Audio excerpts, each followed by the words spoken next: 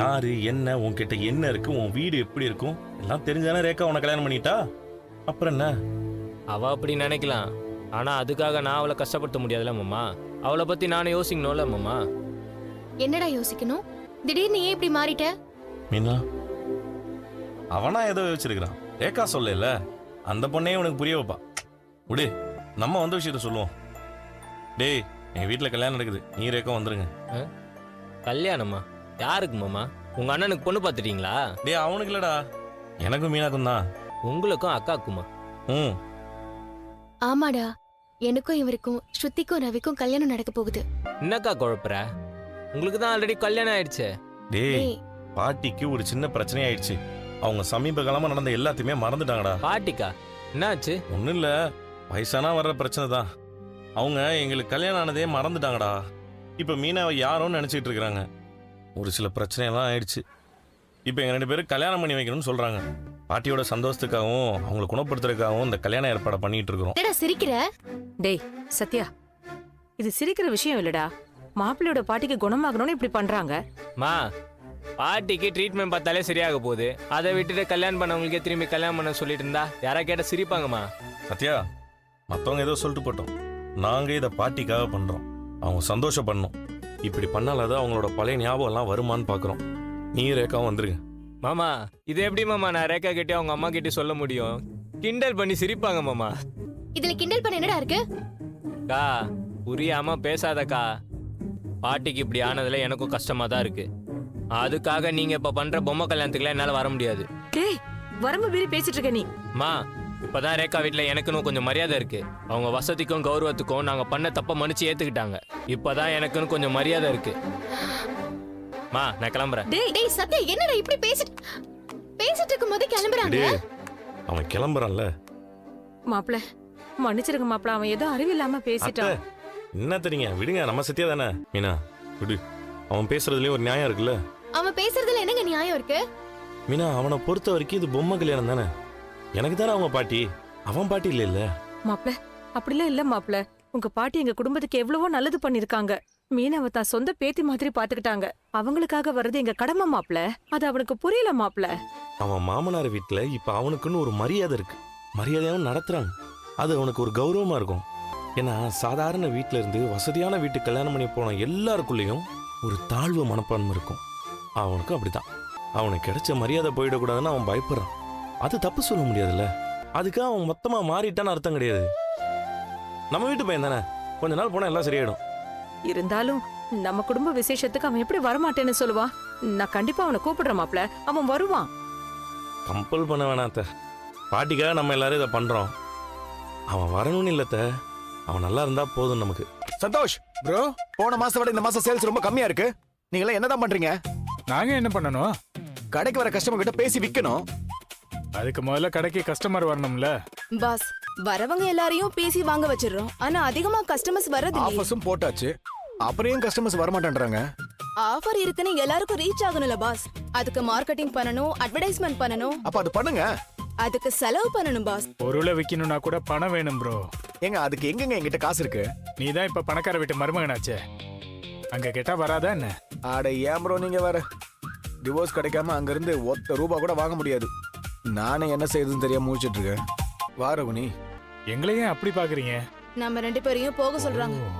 சரி சரி, நீங்க பேசுங்க. என்ன விஷயம் ரோகிணி? இன்னைக்கு சாயந்தரம் நம்ம கிருஷ்ண கூட்டிட்டு பீச்சுக்கு போலாமா? பீச்சுக்கா? ஆமா, வேணும்னா உன் ஸ்டாஃப்ஸ் 2 பேரை கூட்டிட்டு வா. நீ கூட வந்தா அவன் சந்தோஷமா இருப்பான். சந்தோஷம் ஜீவாவும் வந்தா அவனுக்கு கொஞ்சம் என்டர்டெயின்மெண்டா இருக்கும். பாத்தியா ஜீவா, கடைசியில காமெடியனை ஹீரோ ஆக்கிட்டு நம்ம 2 பேரையும் காமெடியன் ஆக்கிட்டாங்க. இப்ப எதுக்கு நீங்க 2 பேரும் சும்மா நின்னுட்டு இருக்கீங்க?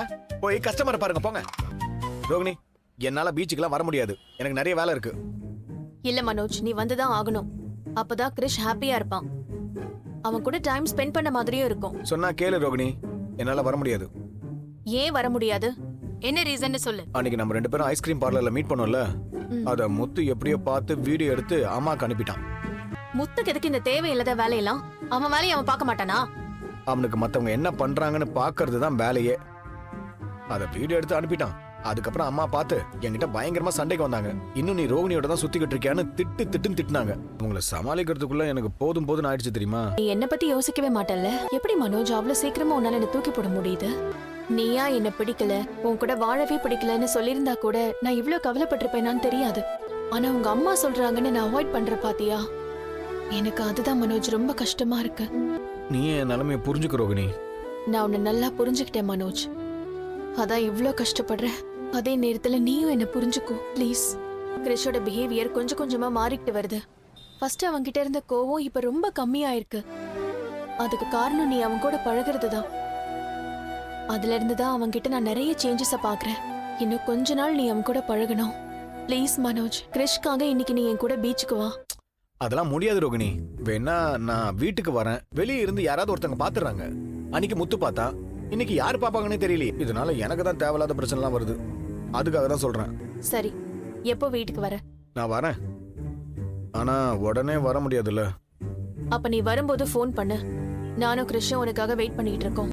நான் வரேன். ஐயோ, இவங்க நம்ம செக்கப் போற டாக்டர் ஆச்சே. இவங்க ஏன் இங்க வராங்க? மனோஜ் முன்னாடி இவங்க செக்கப் பத்தி பேசினா அவ்வளவுதான். அவன் பெரிய பிரச்சனை பண்ணுவானே. ஹாய் ரோஹிணி, என்ன இங்க? ஹாய் மேம், இது என் ஹஸ்பண்டோட ஷாப். ஓ அப்படியா, வெரி குட். நான் ஒரு இண்டக்ஷன் ஸ்டவ் வாங்கணும், அதான் வந்தேன். வாங்க போலாம். மனோஜ், இவங்க எனக்கு ரொம்ப வேண்டப்பட்டவங்க. இவங்களுக்கு இண்டக்ஷன் ஸ்டவ் வேணுமா? கொஞ்சம் பார்த்து கொடுக்க சொல்லுங்க. ஓகே. ரொம்ப தேங்க்ஸ் ரோஹிணி. பரவாயில்ல மேம், நான் வரேன். மனோஜ் பாத்துக்கோ. ரோஹிணி, அடுத்த செக்கப் எப்போ? அது வந்து மேம் எனக்கு கரெக்டா டேட் தெரியல. நான் டைரியில நோட் பண்ணி வச்சிருக்கேன். அதுல செக் பண்ணிட்டு வரேன் மேம். ஓகே. பாரு ரோஹிணி, உனக்கு இப்ப பேபியோட ஹார்ட் பீட், அனாமலி ஸ்கேன்லாம் எடுக்க வேண்டிய டைம் இது. லேட் பண்ணிடாத. கரெக்ட் டேட்டுக்கு செக்கப்க்கு வந்துடணும். மெடிசன்ஸ்லாம் கரெக்டா எடுத்துக்கறல? ப்ரோ, இங்க வாங்க. சொல்லுங்க ப்ரோ. மேடம் நமக்கு ரொம்ப வேண்டப்பட்டவங்க. அவங்களுக்கு இண்டக்ஷன் ஸ்டவ் வேணுமா? நம்ம கிட்ட இருக்கிற பிராண்ட்ஸ் எல்லாம் காட்டுங்க. ஓகே ப்ரோ, வாங்க மேடம். ஓகே ரோஹிணி, நீங்க செக்கப்க்கு வரும்போது பார்க்கலாம். Okay ma'am. வரேன். வாங்க. ரோகிணி, நான் தான் குழந்தை இதுக்கு மேல வச்சுக்காத, அபார்ஷன் பண்ணிடுன்னு சொன்னேன்ல. நான் தான் யோசிக்க கொஞ்சம் டைம் வேணும்னு சொன்னேன்ல மனோஜ். இதெல்லாம் கரெக்ட் டைம்ல பண்ணிடணும் ரோகிணி. லேட் ஆயிடுச்சுன்னா ரொம்ப கஷ்டம். வேணும்னா நானே உன்னை ஹாஸ்பிட்டலுக்கு கூட்டு போறேன். என்ன சொல்ற? ஏன் சிரிக்கிற? கிரிஷ் கூட பீச்சுக்கு வர சொன்னா யாராவது பாத்துருவாங்கன்னு பயப்படுறேன். ஆனா அபார்ஷன் பண்றதுக்கு மட்டும் உடனே கூட வரேன்னு சொல்றேன். இந்த குழந்தைய அபார்ஷன் பண்றதுல உனக்கு அவ்வளவு அவசரம் இல்ல? இல்ல ரோகிணி, நான் சொல்றதுல ஒரு அர்த்தம் இருக்கு, புரிஞ்சுக்கோ. என் வாழ்க்கைக்கே அர்த்தம் இல்லாம போயிடுச்சு. இதுல உன் வார்த்தையில இருக்கிற அர்த்தம் எனக்கு எங்க புரிய போகுது? நீ ஒன்னும் என் கூட வர தேவையில்லை. எப்ப என்ன செய்யணும்னு எனக்கு தெரியும். இவன் அபார்ட் பண்றதுலயே ஃபோக்கஸ்டா இருக்கான். இவனை மாத்த முடியுமானே தெரியலையே. ரோஹிணி, ரோஹிணி, ஐயோ, என்ன யாராவது ஆச்சு வாங்கல. தெரியல? ரோஹிணி, ஐயோ, என்னடி ஆச்சு? உங்களுக்கு தெரிஞ்ச பொண்ணாமா இவங்க? ஆமாங்க, ஆமா. நல்லதானே ரோஹிணி, வந்திருந்தாங்க. என்னாச்சு? ரோஹிணி, என்ன பாரு, என்னாச்சு? வித்யா, நீ எப்படி இங்க? ஏய், இந்தா முதல்ல தண்ணி குடி. ஏய், என்னடி ஆச்சு? நடந்து வந்துட்டு இருந்த திடீர்னு மயக்க போட்டு விழுந்துட்ட. இந்த மாதிரி நேரத்துல கொஞ்சம் கேர்ஃபுல்லா இருக்க மாட்டியா? ஏய், என்ன ஆச்சுன்னு சொல்லுடி. ஏய், ஏய், ஏய், ஏண்டி அழற?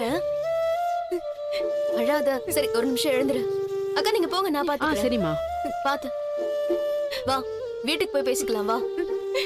சரி, வீட்டுக்கு போய் பேசிக்கலாம். வா வா, வாங்குறல. வா. ரோஹிணி, ஏண்டி இப்படி இருக்க? இந்த மாதிரி நேரத்துல கொஞ்சம் சேஃபா இருக்க வேண்டாமா? நல்ல வேளை நான் வந்தேன், இல்லன்னா என்ன ஆயிருக்கும். சரி சரி, அழாத. அழாத கல்யாணி. ஏய், அழாதன்னு சொல்றேன்ல. ஏய், என்ன தாண்டி உனக்கு பிரச்சனை? சொல்லுடி.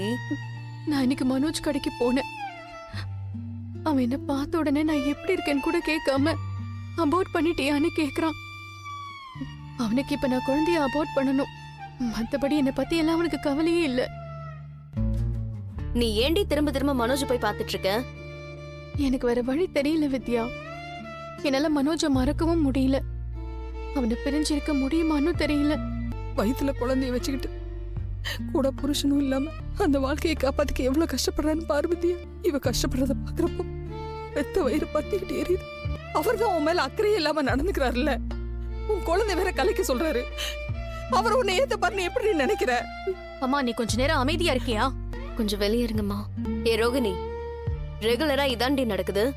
நீ எப்ப போனாலும் அவர் அபார்ஷன் பத்தி மட்டும்தான் பேசிட்டு இருக்காரு. அவர் இப்படி பேசுறது ஒண்ணும் புதுசு இல்லல்ல. மனோஜுக்கு உன் மேல கேரே கிடையாது.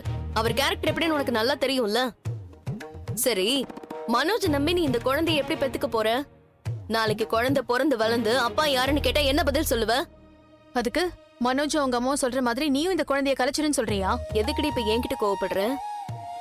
நான் உன் லைஃப் இப்படி இருக்கே, என்ன பண்ண போறேன்னு தான் கேட்டுட்டு இருக்கேன். நான் ஒன்னும் உன்னை அபார்ட் பண்ண சொல்லல. அந்த அளவுக்கு நான் மோசமானவங்களும் கிடையாது. இப்பவே மனோஜ் இப்படி இருக்காரு. நாளைக்கு நீ அபார்ட் பண்ணலன்னு தெரிஞ்சா என்னென்ன பிரச்சனை பண்ணுவாரு கொஞ்சம் யோசிச்சு பாரு. உன் வயிறே காமிச்சு கொடுத்துருண்டி கொஞ்ச நாள்ல. அது எனக்கும் தெரியும். ஆனா அவனை சமாளிக்க வேற வழி இல்லாம தான் அப்படி சொன்னேன். அது தெரிஞ்சா நீ இன்னும் அவரை ஏமாத்துறன்னு தானே நினைப்பாரு. மொத்தமா உன்னை விட்டுட்டு போயிட்டா அப்புறம் உன் நிலைமை என்ன ஆகுறது? ஆல்ரெடி கிறிஷ் ஒருத்தன் இருக்கான். நாளைக்கு இன்னொரு குழந்தையும் பிறந்துட்டா அப்புறம் நீயே நினைச்சாலும் இன்னொரு கல்யாணம் பண்ணிக்க முடியுமா? நான் இன்னொரு கல்யாணத்தை பத்தி எல்லாம் யோசிக்கல. நான் வாழ்ந்தா மனோஜ் கூட தான் வாழ்வேன், அவ்வளவுதான். இப்படிதான் பேசிட்டு இருக்கா. எனக்கு என்ன பண்றதுன்னே தெரியல. எந்த அம்மாவும் தான் பொண்ணு புருஷனோட நல்லா வாழணும் தானே நினைப்பா. நானும் அப்படிதான் நினைச்சேன். ஆனா அவங்க நடந்துக்கிறதெல்லாம் சகிச்சுக்கவே முடியாத அளவுக்கு எல்லாம் இருக்கு. நீங்க எல்லாம் நினைக்கிற மாதிரி மனோஜனும் கெட்டவன் எல்லாம் கிடையாது. நீ கெட்டவன் இல்லன்னு சொல்ற. ஆனா அவரோட குழந்தைன்னு தெரிஞ்சும் அபார்ட் பண்ண சொல்லி சொல்றாரு. இப்படிப்பட்ட ஆளு எப்படி நல்லவரா இருக்க முடியும்? அது ஒன்னும் மனோஜ் சொல்ற வார்த்தை இல்ல. அந்த வார்த்தை எங்கிருந்து வருதுன்னு எனக்கு தெரியும். அது அவங்க அம்மாவோட முடிவு. அதனாலதான் சொல்றேன். மனோஜ் நீங்க நினைக்கிற மாதிரி கெட்டவன் எல்லாம் கிடையாது. அவனை என்னால திருத்த முடியும். என் குழந்தைய ஏத்துக்க வைக்க முடியும். அந்த நம்பிக்கை எனக்கு இருக்கு. இந்த குழந்தைய வச்சுதான் நானும் மனோஜும் சேர முடியும். அவங்க குடும்பத்துல போய் வாழ முடியும். அதுக்கு எல்லாமே இந்த குழந்தை பிறக்கணும். அப்பதான் இது எல்லாமே நடக்கும். ஏங்க என்ன படிச்சிட்டு இருக்கீங்க? தாலிச்சரடு, மோதிரம், கம்மல், செயின், என்னங்க இதெல்லாம்? ஆமா மீனா, ஒரு தடவை வீட்டை மீக்கிறேன், நீ தாலி செயினை கழட்டி கொடுத்துருல. அதுக்கு என்ன, நம்ம தான் வீட்டை மீட்டுட்டோம்ல.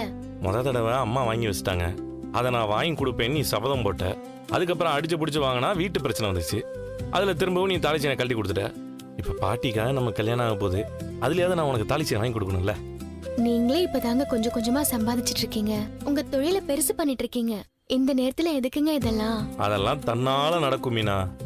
அப்புறம் இது நான் உனக்கு வாங்கி கொடுக்கணும்னு கொஞ்சம் கொஞ்சமா சேர்த்து வச்ச காசுல இருந்து வாங்கி கொடுக்குறேன். நீங்க என்ன சொன்னாலும் கேட்க மாட்டீங்க. கேட்பேன், ஆனா இந்த விஷயத்துல கேட்க மாட்டேன். வா மீனா, முதல்ல உனக்கு மோதிரம் வாங்கிடுவோமா? சரிங்க. இம்போர்ட் வாங்கிடுவோமா? நல்லா இருக்கும்ல? எங்க இல்ல வேண்டாங்க. அதெல்லாம் பண்ணோம்னா கண் திருஷ்டி படும். நம்ம ரொம்ப ஒத்துமையா இருக்கோம்னு பாக்குறவங்க எல்லாம் கண்ணு வைப்பாங்க. அதனால வேண்டாங்க, பிளைனாவே வாங்கிடலாம். அப்படி சொல்றியா? சரிதான், வாங்கிடலாம். அக்கா இப்போ வந்து வணக்கம் அக்கா. இப்போ வந்து லேட்டஸ்ட் டிசைன்ல மோதிரம் காட்டுங்கக்கா. இருக்கு சார், பார்க்கலாம். டைமண்ட்லயும் இருக்கு, பாக்குறீங்களா? ஐயோ, டைமண்ட்லாம் வேண்டாம்க்கா, நாங்க கோல்டே பாத்துக்கிறோம். டைமண்ட் வாங்குறதுக்கு ஒரு காலம் வரும், அப்ப வாங்குவோம். இப்ப தங்கத்தையே காட்டுங்கக்கா. உட்காருங்க சார். டேய் ரவி, டேய் இங்கதான் இருக்காங்க. வாங்க. நீங்க ரெண்டு பேரும் என்ன இங்க? அது ஒண்ணும் இல்லடா, ரெண்டு பேருக்கும் பசிச்சது. இங்க பிரியாணி நல்லா இருக்கும்னு சொன்னாங்க, அதான் சாப்பிட்டு போலான்னு வந்தோம். அப்படியா? இந்த அங்க இருக்கு, அங்க போய் வாங்கி சாப்பிட்டுக்க. நக்கலு பேசாத ரவியே பேசுறான் பாத்தியா மீனா? உங்க தம்பியா இருந்துட்டு இது கூட பண்ணலனா எப்படிங்க? கரெக்டா சொன்னீங்க நீ. மேரேஜுக்கெல்லாம் ஜுவல்ஸ் வாங்கலான்னு வந்தோம். நாங்களும் அதுக்கு தான் ஸ்ருதி வந்தோம். சொல்லியிருந்தா சேர்ந்தே வந்திருக்கலாம்ல. சரி அதெல்லாம் விடுங்க, அதான் பாத்துட்டோம்ல. அப்புறம் என்ன, அப்படியே பாருங்க. வாடா பழகுறல. இது மீனாக்கு நல்லா இருக்குமா பாரு. சூப்பரா இருக்கும் முத்து.